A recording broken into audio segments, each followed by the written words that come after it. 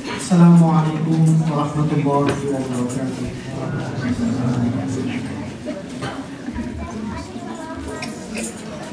A'udzu billahi minasy syaithanir rajim.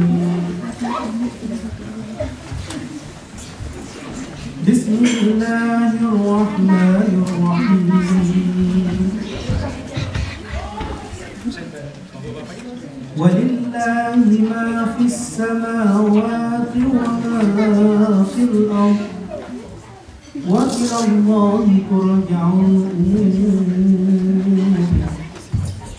Kuntum khayra ummatin ukhrijat lin-nasi ta'muruna bil ma'rufi wa tanhauna 'anil munkari wa tu'minuna billah.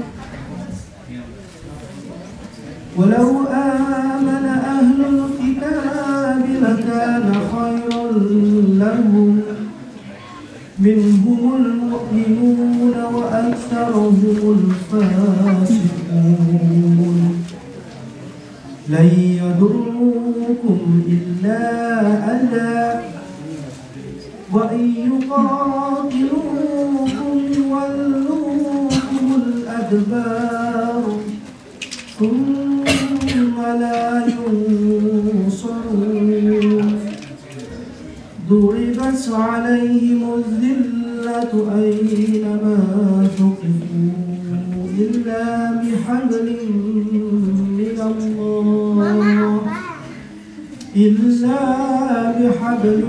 من الله وحبل من الناس وباءوا بغضب من الله وضربت عليهم المسكنة ذلك بأنهم كانوا يكفرون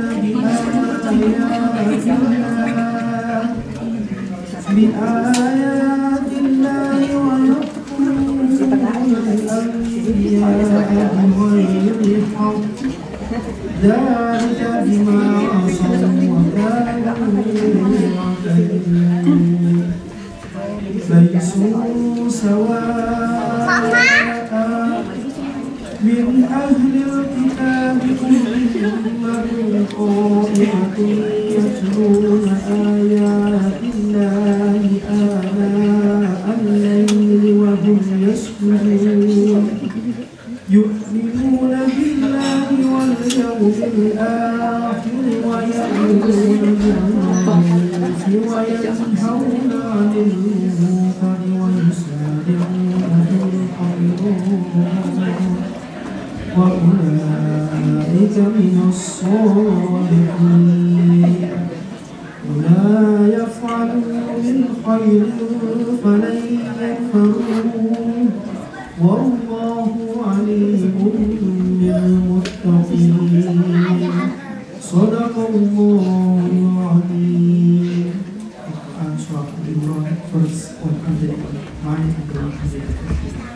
Assalamualaikum warahmatullahi wabarakatuh. Sadaqallahul mawlana azim wa nahnu dzalika masyahidin wa syahidin bi qalbin salim. Alhamdulillahirabbil alamin. Thank you for the beautiful recitation of Al-Quran, Brother Arif. May Allah subhanahu wa ta'ala bless us who recite here and practice all the guidance from Al-Quran. Amin. We are moving to the next agenda. The next agenda is the speech from Ambassador of the Republic of Indonesia to Austria, Slovenia, and UN organization is in Vienna, Mr. Dr. Yordamos Dumoli Agusman. The stage is yours, His Excellency. Please.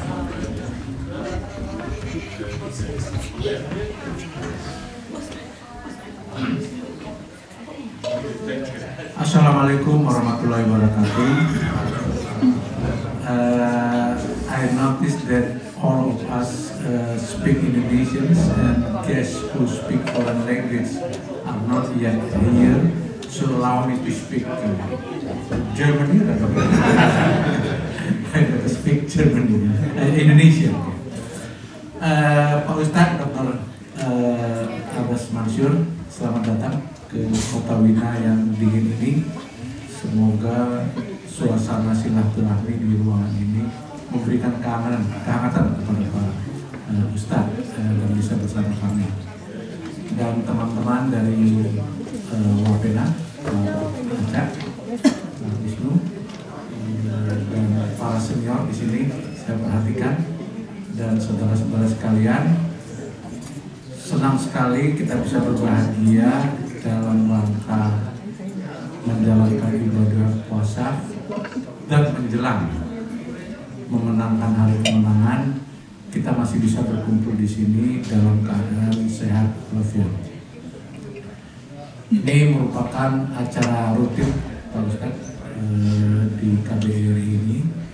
Dari sekitar 1.700 diaspora Indonesia, kita ada sekitar 1.000 warga diaspora yang beragama Islam, dan tentu tidak bisa menampung semua di tempat ini.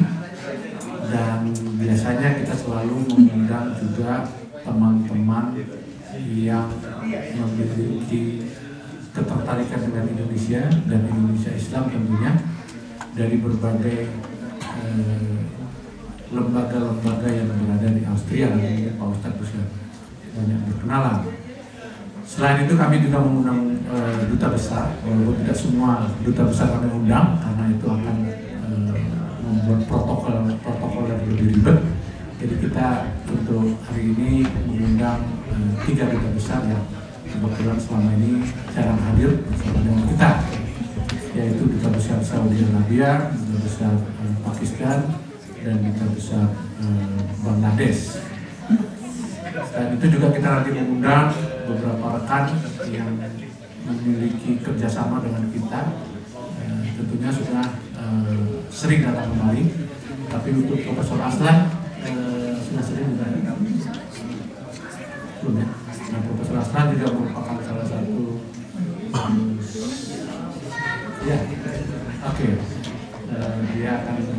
dia merupakan salah satu guru besar yang juga meminati mengenai Indonesia dan khususnya Islam di Indonesia. Baik, saya hanya memberikan 2 hal aja saya share kepada bapak-bapak dan ibu-ibu sekalian. Yang pertama, di tengah situasi keprihatinan di Gaza, Palestina, kita tentu mendoakan dan memberikan dukungan kepada saudara-saudara kita di Palestina dalam perjuangannya untuk keluar dari penjajahan Israel. Dan Indonesia sangat aktif untuk mendukung ini. Jadi di tengah-tengah kita menjelang hari kemenangan, kita juga turut memberikan solidaritas kepada teman-teman kita di Palestina yang mungkin tidak tidak seberuntung kita yang masih dapat menikmati suasana yang damai dan tenang, khususnya di kota Wina ini. Nah, dukungan pemerintah Indonesia atau dukungan negara Indonesia tentu tidak semata-mata karena solidaritas Islam, karena originalnya, dan ini yang paling utama kita selalu tampilkan di dalam dunia diplomasi di mana-mana, bahwa yang kita tampilkan adalah Indonesia mendukung Palestina karena ini ada cerita historis. Cerita historis pada waktu Indonesia merdeka, itu yang pertama mendukung Indonesia merdeka adalah komunitas Palestina, sekalipun dia belum menjadi negara pada waktu itu. Dan kemudian ada semacam keinginan dari Presiden Soekarno pada waktu itu yang ya buat kita itu semacam janji ini ya, janji yang sakral, khususnya bagi diplomat. Kalau itu beliau mengatakan kita tidak akan pernah memaki Israel sebelum Palestina merdeka. Dan ini yang menginspirasi perjuangan diplomasi Indonesia di dalam kasus Palestina ini. Itulah sebabnya di dalam pertemuan IAEA yang baru-baru ini, Indonesia dinobatkan untuk berbicara atas nama 34 negara. Jadi pas saya pada waktu itu berbicara atas nama 34 negara, meminta supaya IAIN, tempatnya Pak Acak itu berkiprah, supaya membantu Palestina di dalam tugas dan fungsi yang terkait dengan IAIN. Misalnya revitalisasi rumah sakit, ya, dan kemudian membantu teknologi nuklir dalam rangka rekonstruksi Palestina yang sedang digagas oleh Mesir. Ini harus sebab itu dalam suasana itulah perjuangan Indonesia selalu sangat menonjol dalam kasus Palestina. Apa yang ingin saya sampaikan di sini adalah kita sangat beruntung dalam suasana damai. Oleh sebab itu ingatlah saudara-saudara kita yang masih berjuang untuk mencapai kemerdekaan. Nah, kemudian yang kedua, terakhir, situasi global sangat tidak menentu saat ini. Banyak hal yang tidak menentu, khususnya Trump efek jilid kedua mempengaruhi konstelasi pergaulan internasional, sehingga kita sampai kepada satu titik kita tidak tahu siapa kawan siapa lawan sekarang. Yang semula kawan lawan, yang semula lawan menjadi kawan, sehingga ada kebingungan, ya, bukan hanya kebingungan di dunia masyarakat, tapi juga kebingungan di dunia diplomasi.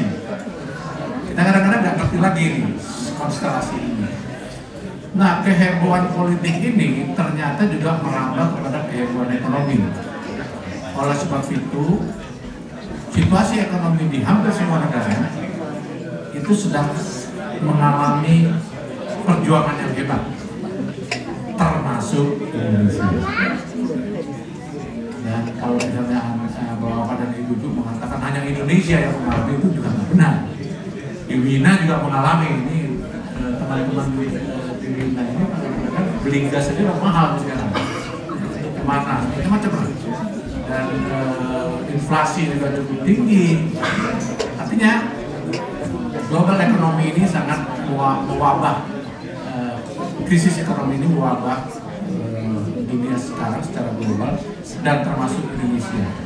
Namun kita masih bersyukur dengan kesehatan kita, dengan suasana kita yang damai ini, bisa menikmati ibadah puasa dan menjelang hari kemenangan ini.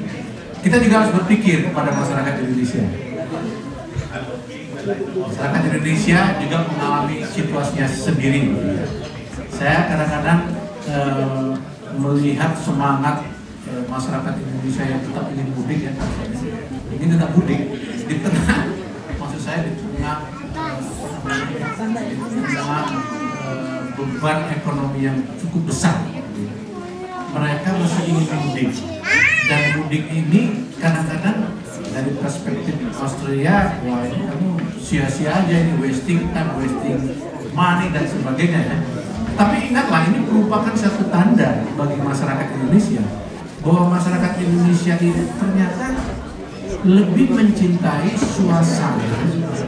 suasana batin yang damai bersama saudara-saudaranya di desa ketimbang persoalan yang finansial, ketimbang persoalan yang duniawi. Mereka nggak mikirkan, kalau kita di sini mungkin akan berkritik, ya, ngapain sih nggak bisa duit? Tapi ini membuktikan bahwa Indonesia ternyata bukan cinta uang, tapi dia cinta suasana. Dia cinta kepuasan batin yang dia nikmati dengan susah payah untuk pulang kampung. Nah, saya teringat kepada teman-teman saya, teman-teman kita tentunya di Indonesia, waktu kita katakan, kamu nggak capek nanti berjam-jam di jalan, tengah macet dan sampai di kampung juga ada lelah. Kamu enggak. Nah, ini perspektif yang harus kita pahami, yang menunjukkan bahwa masyarakat Indonesia itu tidak cinta lahir, ya, tapi lebih mencintai batinnya. Ini merupakan nilai tambah yang patut kita apresiasi. Oleh sebab itu di tengah kita beribadah dan menjelang hari kemenangan nanti, hari Minggu, ya, hari Minggu kita tetap dalam berkahing, kita sama-sama memenangkan ibadah ini. Pak Ustadz, terima kasih karena sudah jauh-jauh datang ke sini, kiranya suasana ini juga kehadiran kita bisa menjadi siraman rohani bagi masyarakat. Demikian, assalamualaikum warahmatullahi wabarakatuh.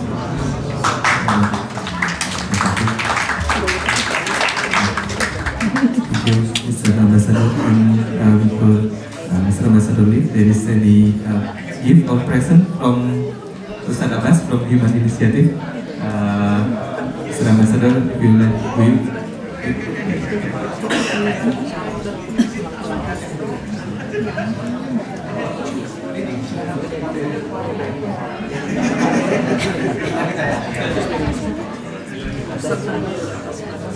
Dari Human Initiative, dari Human. Ini ada produk yang dipromosikan oleh masyarakat. Iya, wah luar biasa.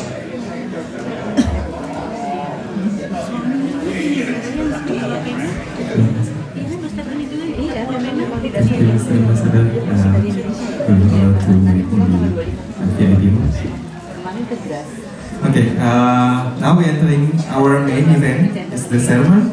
But before we start, I would like to ask our blessed Imam of Wapena, Al-Ustaz Andi Ahmad Junirsa, to be moderator for this agenda. So for Ustaz Andi Ahmad Junirsa, Ustaz Acha, please say this.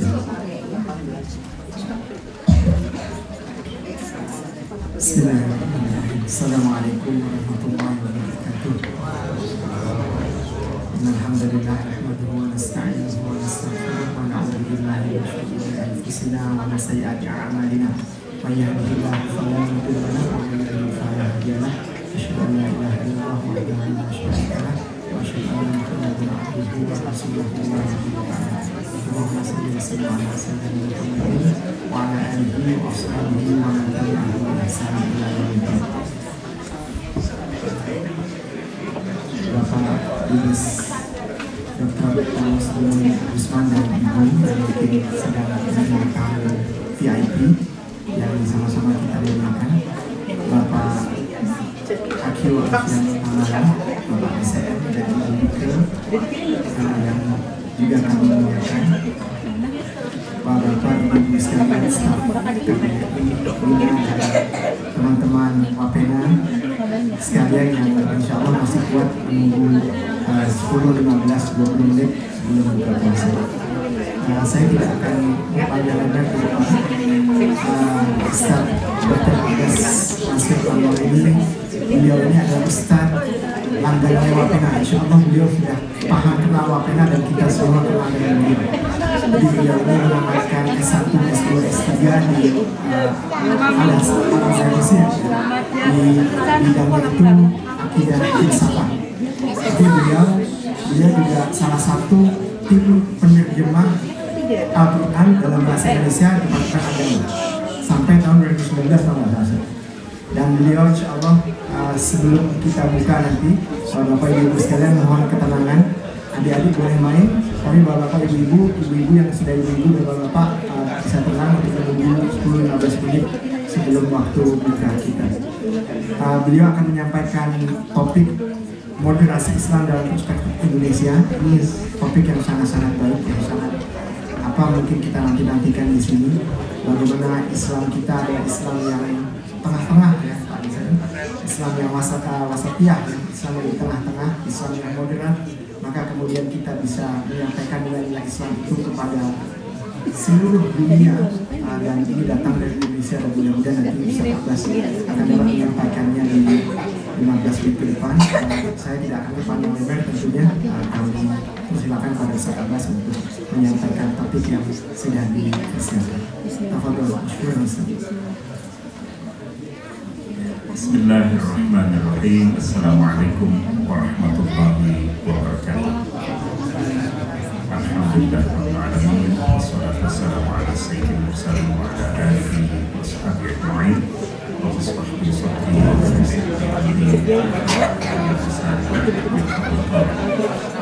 sama-sama kita muliakan, kita bisa melihat Wali Asman, Bapak Presiden, Bapak Alfian Ahmad, Bapak Ibu pejabat di kedutaan Republik Indonesia untuk Austria dan Bapak Ibu semua teman-teman yang hadir dalam kesempatan ini. Merupakan kebahagiaan saya bisa kembali bisa bersilaturahmi di tempat ini setelah 2012 saya sempat mengisi acara di tempat ini, dan alhamdulillah kali ini adalah kali ketiga saya hadir di Wapena di Wina, Austria, dan ini untuk merupakan kebahagiaan bagi saya dengan kebesaran kita semua. Oleh itu yang saya muliakan, kita berada pada bulan suci Ramadan dan alhamdulillah kita sudah hampir melewati 3 pekan dari bulan ini. Tentu ini adalah bulan yang Allah Subhanahu wa Ta'ala sediakan untuk kita dalam rangka menjaga jiwa, dalam rangka terus memberdayakan potensi-potensi kebaikan di dalam diri kita, sehingga selesai Ramadan insya Allah kita akan kembali pada jati diri kita sebagai manusia sebagaimana Allah ciptakan dalam keadaan fitrahnya. Nah, kefitrahan ini merupakan fondasi dari moderasi beragama sesungguhnya. Kita di Indonesia dalam 5 tahun terakhir ini punya konsep yang luar biasa dari pemerintah kita untuk mengembangkan nilai-nilai moderasi beragama ini, tidak hanya di dalam konteks umat Islam atau agama Islam, tetapi juga dalam konteks semua agama yang sah di negeri kita. Karena itu maka dalam Kementerian Agama ini literasi moderasi beragama terus disusun. Saya sendiri termasuk terlibat di dalam penyusunan literasi moderasi beragama. Ada 3 buku yang saya terlibat menyusunnya, tafsir tematik moderasi beragama, dan dalil moderasi beragama, dan tanya jawab moderasi beragama. Saya juga termasuk terlibat sebagai pengajar pada iklan moderasi beragama di Kementerian Agama, dan alhamdulillah sesungguhnya dalam konteks agama Islam moderasi itu merupakan esensi dari ajaran agama kita, karena agama kita mengajarkan nilai-nilai yang sangat luhur, tidak hanya berkaitan dengan diri kita sebagai muslim terhadap sesama muslim, tetapi juga terhadap seluruh umat manusia. Allah Subhanahu wa Ta'ala telah menciptakan kita semua dalam keadaan fitrah. Kefitrahan itu memiliki arti bahwa kita sebagai manusia diciptakan oleh Allah Subhanahu wa Ta'ala dalam keadaan mengakui ketuhanan dan keesaan Allah. Al-Quran menceritakan bagaimana Allah mengangkat sumpah dari setiap manusia yang diciptakannya dengan satu pertanyaan, bukan aku ini adalah Tuhanmu, alastu birabbika. Pada waktu itu yang tidak kita ketahui kapan sesungguhnya persisnya pengangkatan janji itu diangkat oleh Allah, kita semua menjawab bala syahidna, ya kami bersaksi.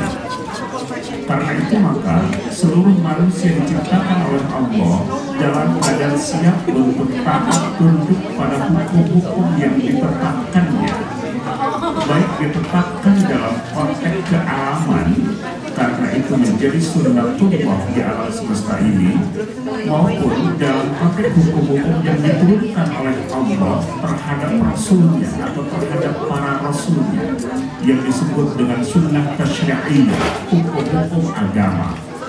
Dan bahwa manusia semuanya dilahirkan dalam keadaan suci. Oleh karena itu maka kondisi kefitrahan ini sesungguhnya menjadi basis epistemologis dari moderasi beragama itu, bahwa keberagamaan kita itu moderat. Moderat dalam konteks apa? Moderat dalam konteks terhadap diri kita sendiri, ya. Karena itu maka ada perilaku moderasi yang menjadi tuntunan dari agama Islam, agar setiap yang memiliki hak dari kita itu ditunaikan sebagaimana mestinya. sebuah riwayat Imam Bukhari itu menyebutkan Salman memberikan nasihat kepada saudaranya Abu Dhar. Sesungguhnya badanmu punya hak darimu, Tuhanmu punya hak darimu, keluargamu punya hak darimu. Tunaikan setiap yang punya hak itu sebagaimana mestinya. I'til kulli haqqin haqqah. Karena itu maka ketika kita dapat menunaikan hak-hak berbagai pihak yang terkait dengan diri kita, termasuk lembaga di mana kita bernaung, kita tunaikan apa yang menjadi haknya dan menjadi kewajiban kita, maka sesungguhnya kita telah menjadi orang yang moderat di dalam menjalani hidup ini. Moderat juga berarti kita bersikap terhadap sesama muslim. Karena itu maka ada hak-hak yang harus kita tunaikan terhadap sesama muslim.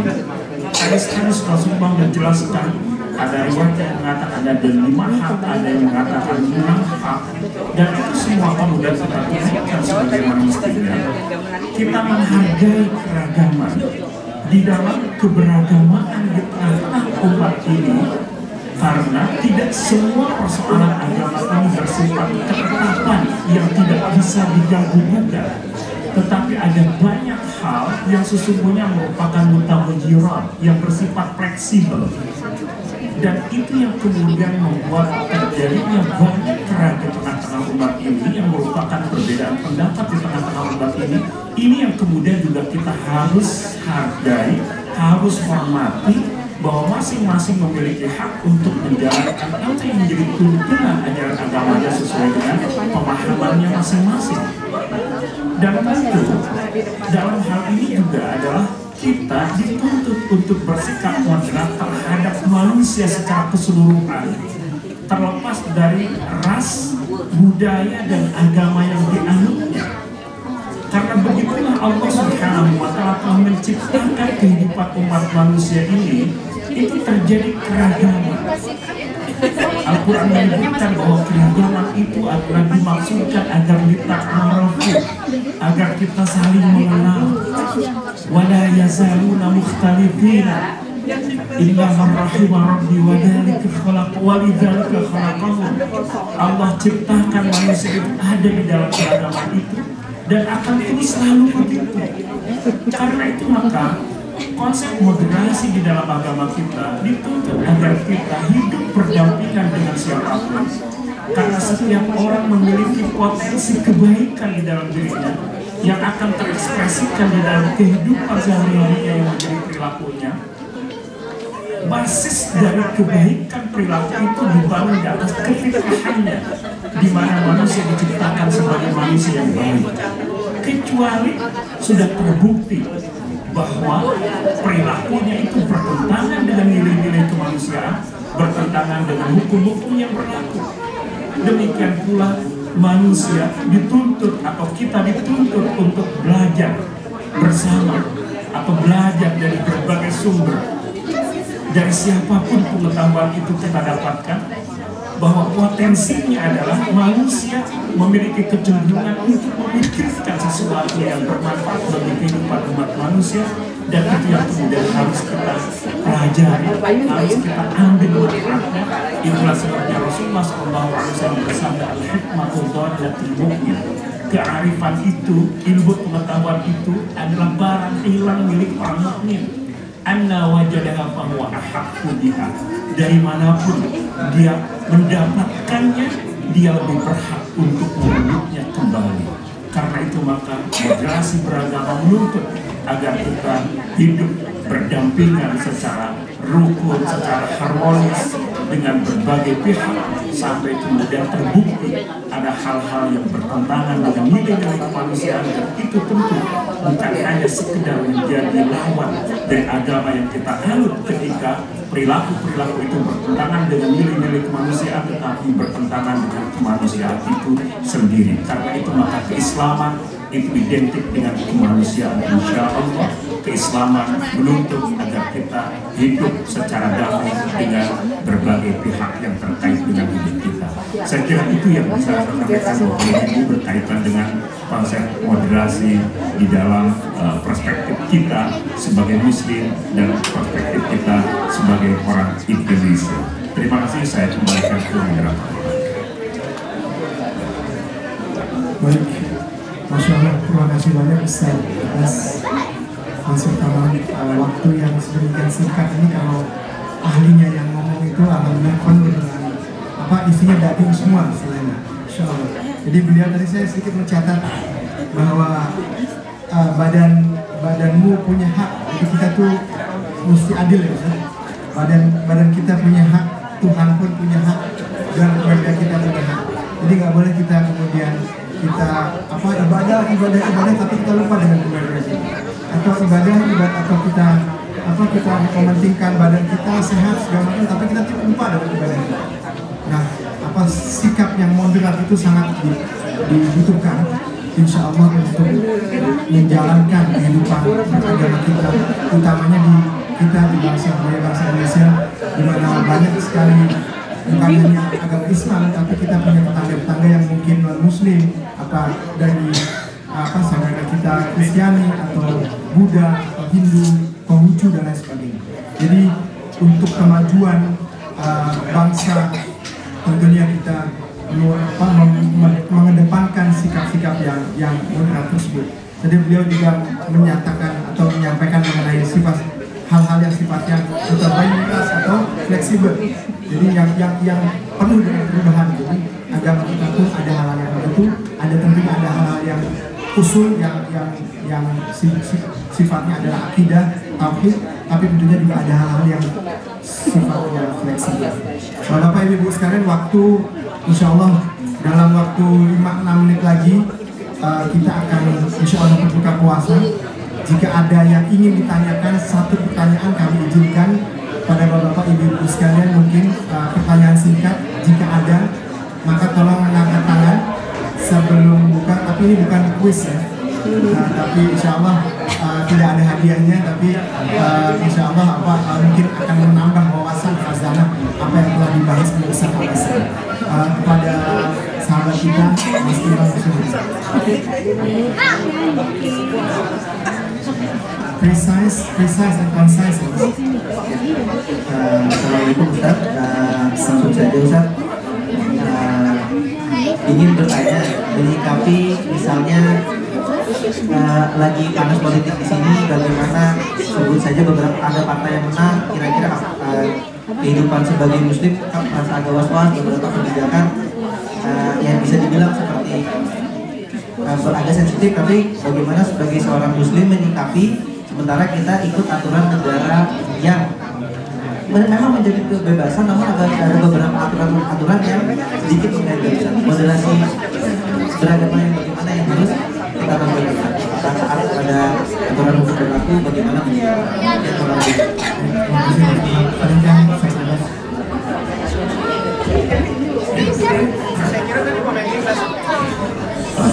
pertama, bahwa seorang mukmin itu terikat dengan kesepakatan yang terjadi di antara umat manusia. Al-mu'minuna ala syurutihim. Tetapi inna syartan ahalla haraman atau haram, kecuali kesepakatan yang mengharamkan perkara halal atau menghalalkan perkara yang haram. Jadi kita semua dituntut di dalam Islam untuk taat kepada hukum-hukum yang berlaku, kecuali ketika hukum itu memaksa kita untuk melakukan sesuatu yang haram atau sebaliknya. Oleh karena itu, maka ketika ada aturan-aturan yang mengatur perilaku kita, maka aturan itulah yang dijunjung tinggi, terlepas dari siapapun yang mengatur itu. Hal-hal yang kemudian memaksa bahwa kita melakukan sesuatu yang diharapkan oleh Allah, tentu tidak kemudian secara sekaligus, secara otomatis kita harus mengikutinya.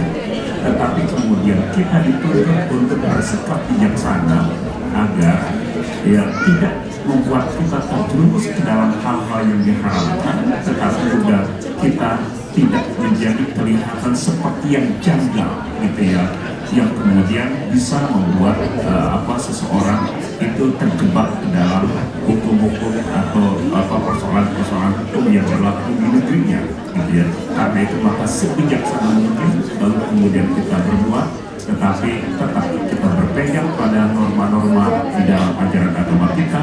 Secara formal kita juga tuntut untuk mengikuti dan taat pada hukum-hukum yang berlaku ya, dengan catatan seperti tadi gitu ya. Saya kira itu. Baik, terima kasih. Just a short summary about the moderation of Islam. It's very important that we, as Muslims, we stay in the middle part. So we don't go too extreme, or we don't even care about our religion. So basically, the middle part is the key to the success of Muslims. So this is what I can share to you. Short summary what our Ustaz just explained to us. We have 2 minutes, 2 menit lagi sebelum kita buka puasa dan sebelum kita buka, mohon kepada Ustaz Abbas untuk memimpin doa sebelum kita iftar di 2-3 menit insyaallah. Baik, Bapak Ibu, mari kita bersama-sama menjalankan doa kita. Mudah-mudahan Allah berkenan mendengar dan istijabah harapan-harapan kita semuanya. Allahumma sholli ala sayyidina Muhammadin fil awwalin wa sallallahu ala sayyidina Muhammadin fil akhirin wa sallallahu ala sayyidina Muhammadin fil mala'il a'la ila yaumiddin. Alhamdulillahi hamdan yuwafi ni'amahu wa yukafi'u mazidah. Ya Rabbana lakal hamdu wa lakal syukru kama yanbaghi li jalali wajhikal karim wa 'azimi sultanik. Allahumma ighfir lana dhunubana wa liwalidina warhamhum kama rabbawna shighara. Allahumma aslih lana dinana alladhi huwa 'ismatu amrina wa aslih lana dunyana allati fiha ma'ashuna wa aslih lana akhiratana allati ilayha ma'aduna waj'al Allahumma al-hayata ziyadatan lana fi kulli khair waj'al al-mauta rahatan lana min kulli syarr. Allahumma taqabbal minna salatana wa siyamana wa ruku'ana wa sujudana. Allahumma tammim taqsirana ya rabbal alamin. Rabbana atina fid dunya hasanah wa fil akhirati hasanah wa qina adzaban nar walhamdulillahi rabbil alamin. Al-Fatihah.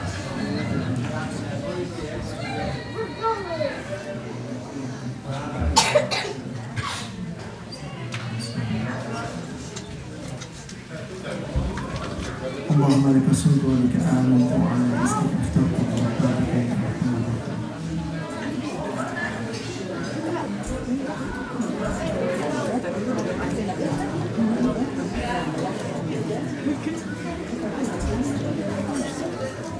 Kok nggak ada azan?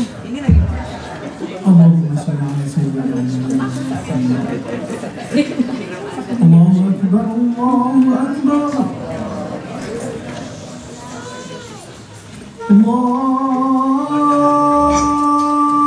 akbar, Allahu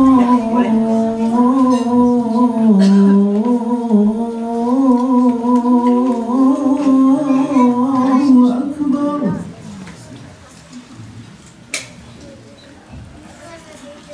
Ashhadu an la ilaha illallah.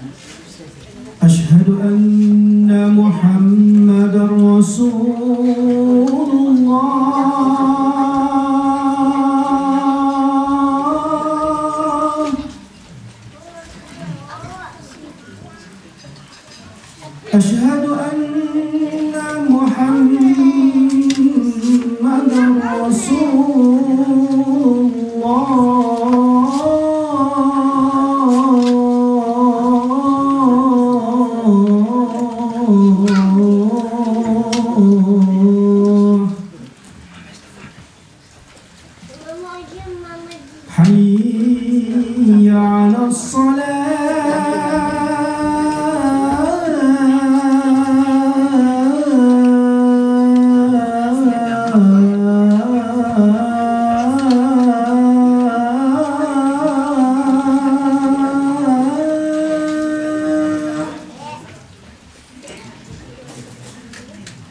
حي على الصلاة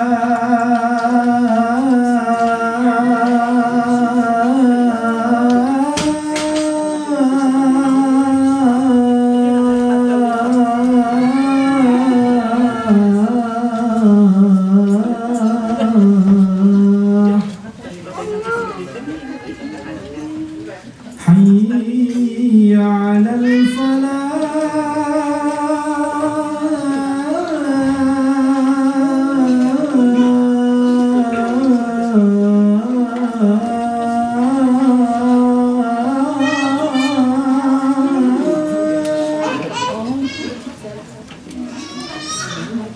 حي على الفلاح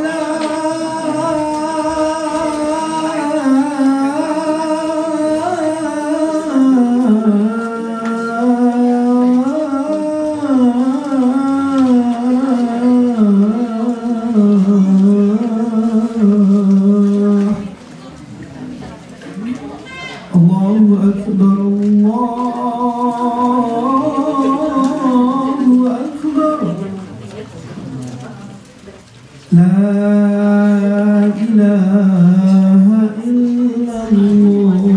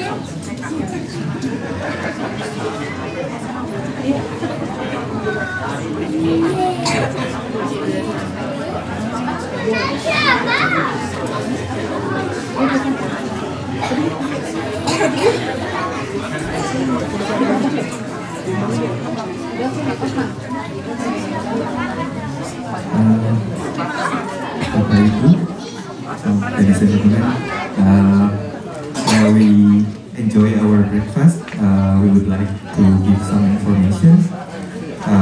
First of all, is the zakat fitrah information. So for our jamaah who wants to pay for the zakat fitrah, the jamaah can transfer the funds to Wapena account under the number IBAN 8042 etc. And the difference is for zakat fitrah. I will talk with Indonesia to be easier. Bapak Ibu, ini informasi untuk para jamaah yang akan membayar zakat, bisa ke rekening Wapena dengan difference Indonesia Islamic Terrain di Bank Austria dengan nomor IBAN tertera, dan biaya atau nominal untuk zakat fitrah adalah 10 euro. nanti Bapak Ibu bisa di reference-nya bisa ditulis yaitu untuk zakat fitrah, dan bisa juga kami menerima juga untuk sedekah dan untuk fidyah.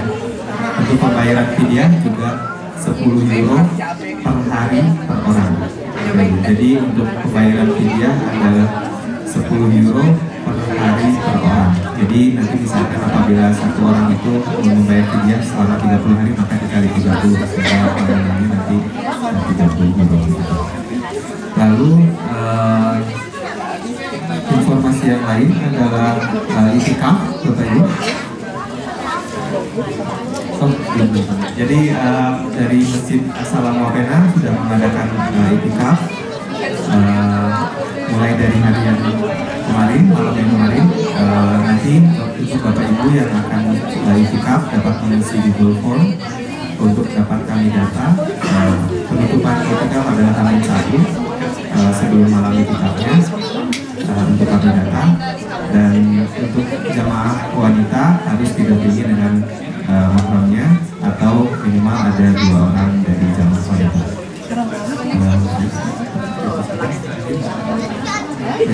Untuk minggu depan, Bapak Ibu, adalah minggu terakhir berpuasa, insya Allah.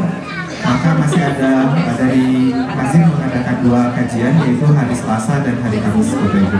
Jadi masih ada kajian yang akan dilaksanakan di Masjid As-Salam Wapena, yaitu pada hari Selasa dan hari Kamis.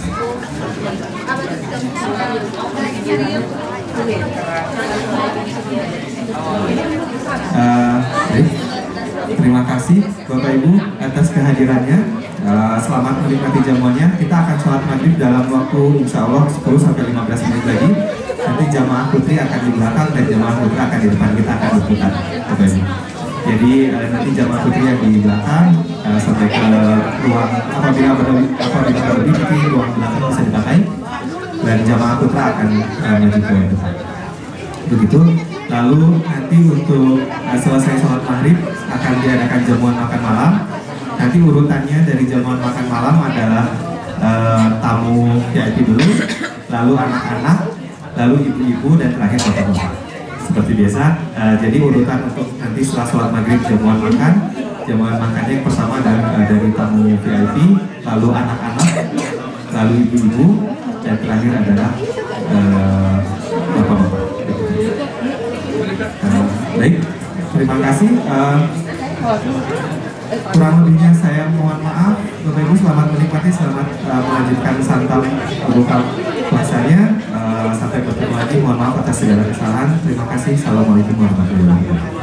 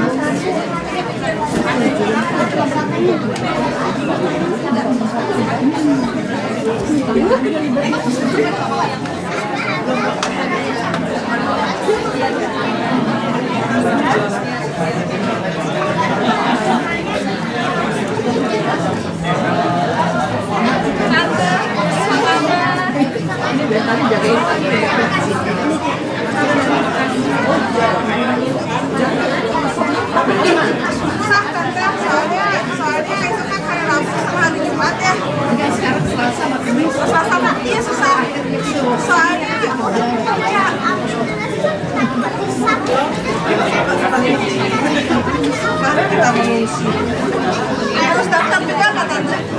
Harus daftar juga. Aku nggak tahu kalau harus daftar.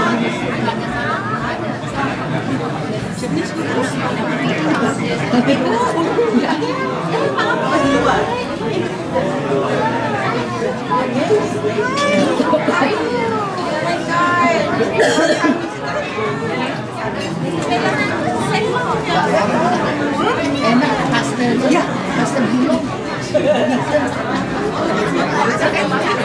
Mantap, mantap, enak. Ntar ya Bu. Nyari buntut ya.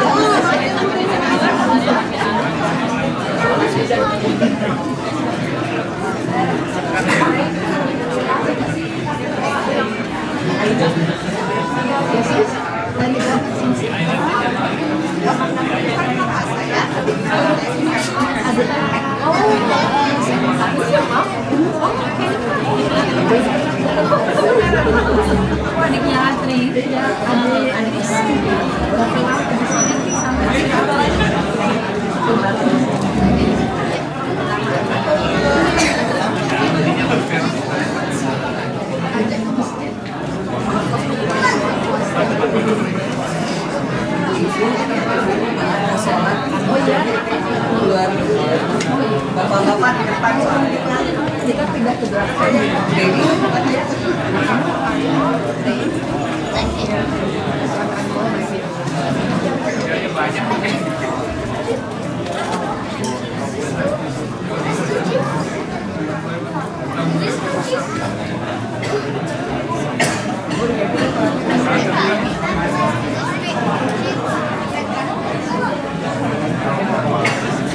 Iya katanya betul.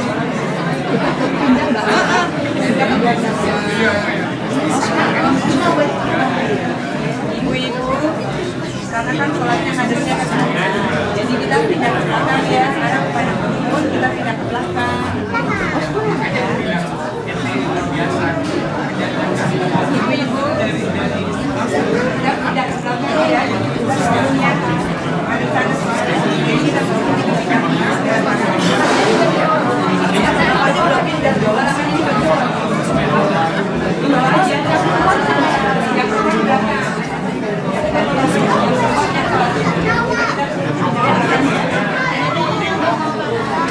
Tasnya di bawah ya, nanti yang tasnya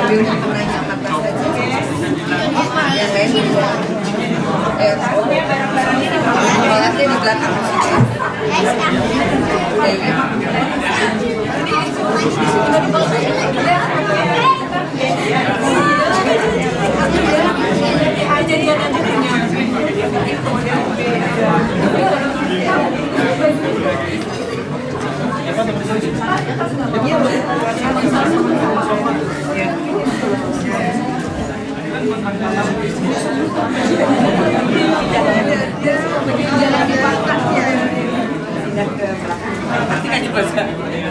Ini anak mana?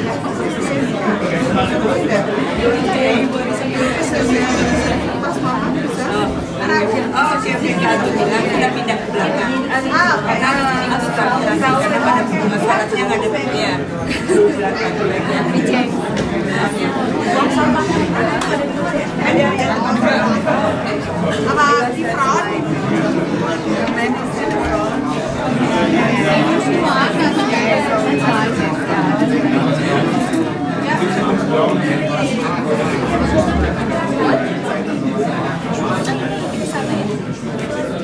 Bisa masalahnya. Udah ada tante.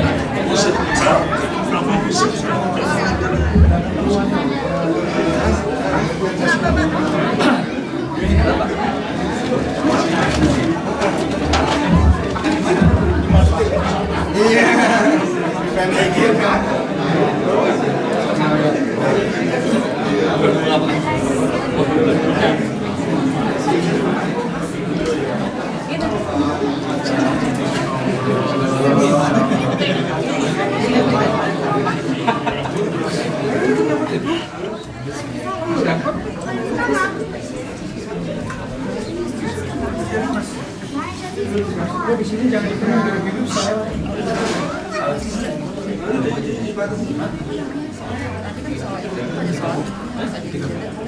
Supaya ada jalan buat ibu jalan keluar. Nah, di sini jadi kosongnya. Buat jalur ibu-ibu lewat. Oh. Di belakang sana. Ibu bisa lewat belakang. Apa? Ada tanda-tanda.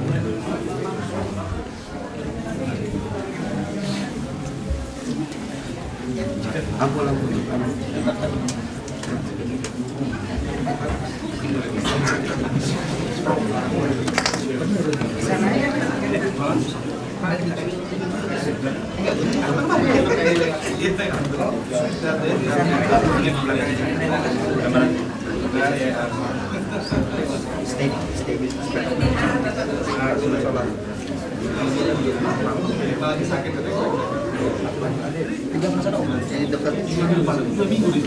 di dekat Gara Robi itu.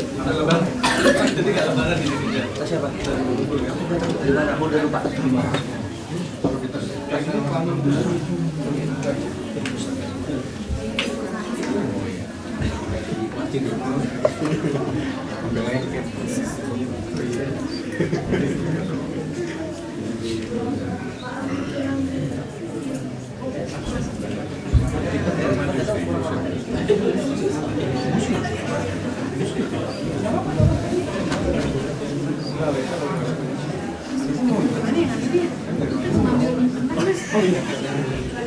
Udah wudhu sekarang.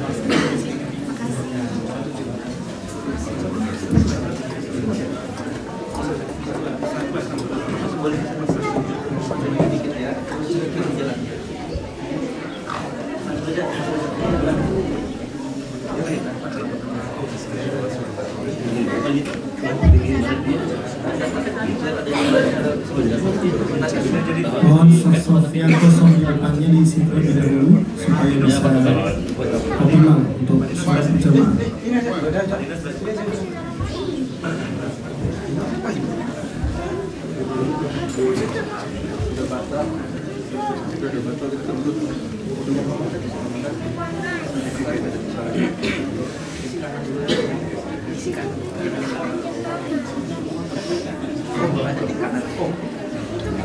Sekali lagi kepada para jamaah, mohon untuk bisa mengisi sosok yang di depan terlebih dahulu, terutama di bagian sebelah kanan bisa diisi supaya yang sebelah kiri bisa mengikuti dari belakang.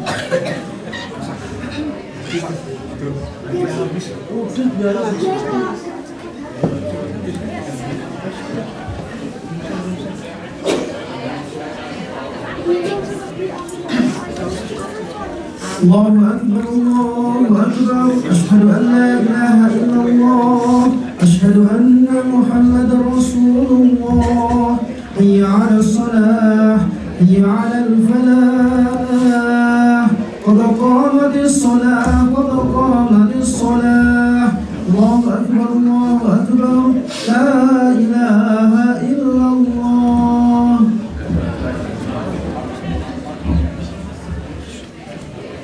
Istawu dan sambil dapatkan luruskan.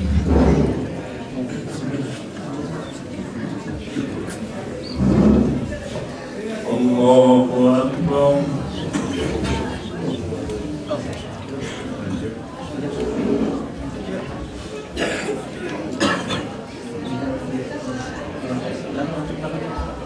Bismillahirrahmanirrahim. Alhamdulillahi Rabbil Alamin, Ar-Rahmanir Rahim, Maliki Yawmiddin, Iyyaka na'budu wa iyyaka nasta'in, Ihdinas siratal mustaqim, صراط الذين أنعمت عليهم غير المغضوب عليهم ولا الضالين.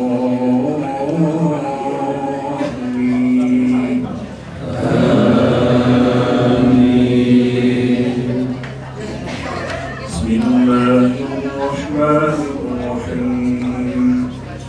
إذا جاء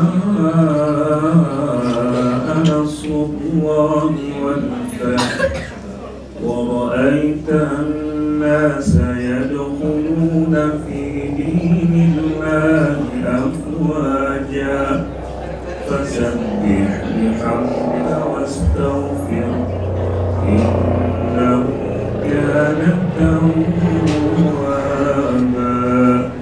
الله أكبر.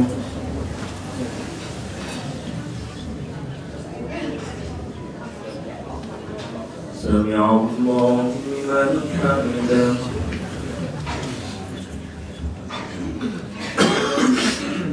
الله أكبر.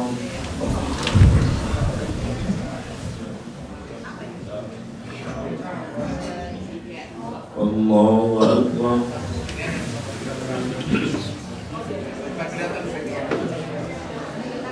الله أكبر.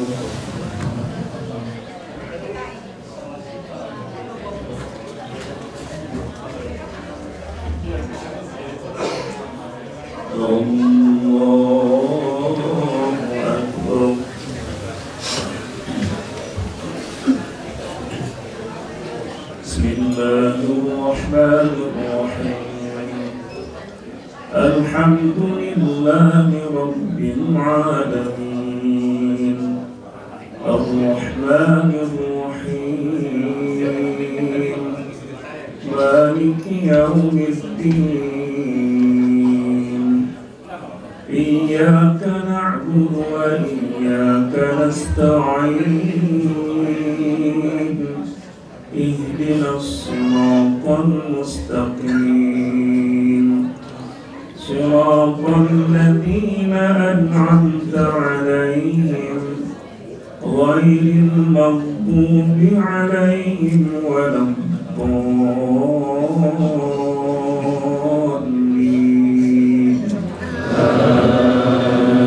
آمين.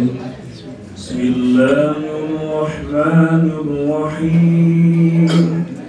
قل هو الله أحد الله الصمد لم يلد ولم يولد ولم يكن له كفوا أحد. الله أكبر.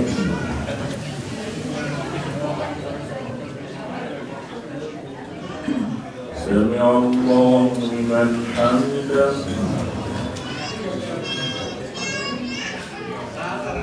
الله أكبر.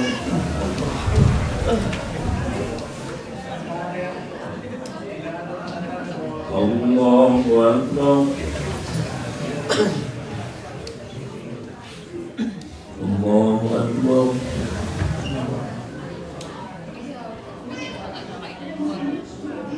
الله أكبر.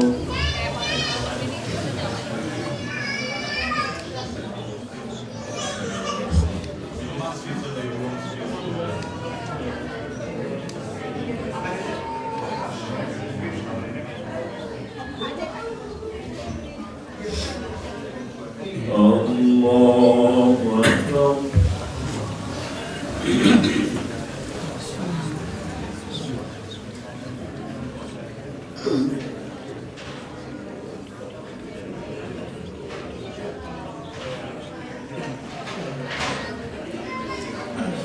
الله أكبر.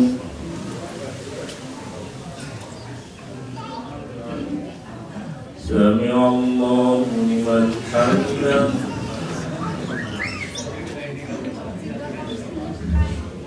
الله أكبر.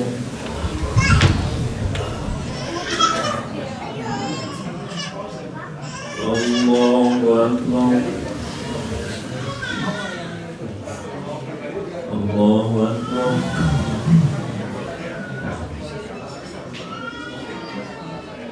الله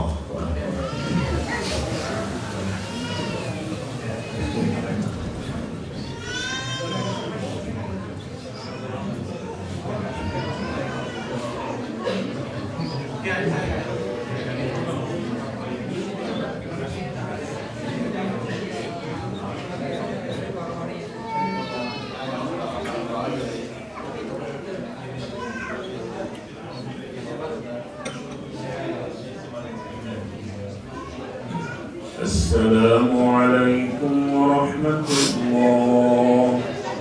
السلام عليكم ورحمة الله.